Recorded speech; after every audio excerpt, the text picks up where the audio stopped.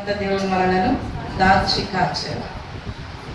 ఏం మేలు చేశాడు ప్రభు అంటే సజీవులుగా ఉంచాడు. సీత బలహీనతలు ఉంటాయి, అనారోగ్యం ఉంటుంది, కానీ జీవం ఉంచిన దేవుని మనం స్తుతింపబద్ధులమై ఉన్నాం. దేవునికి స్తోత్రం.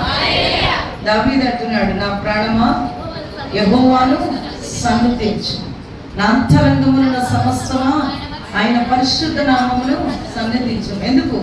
ఆయన చేసిన ఉపకారములలో దేనిని. హల్లెలూయా.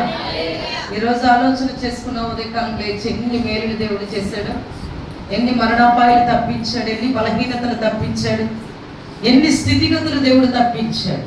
మనకు తెలిసిన వారు అనేక మంది మరణము నుండి, వేదన నుండి, శోధన నుండి, బలహీనత నుండి విడుదల పొందారు. ఇంతకన్నా ఇంకేం మేలు మనకు కావాలి? హల్లెలూయా, హల్లెలూయా. నీవు చేసిన ఉపకారం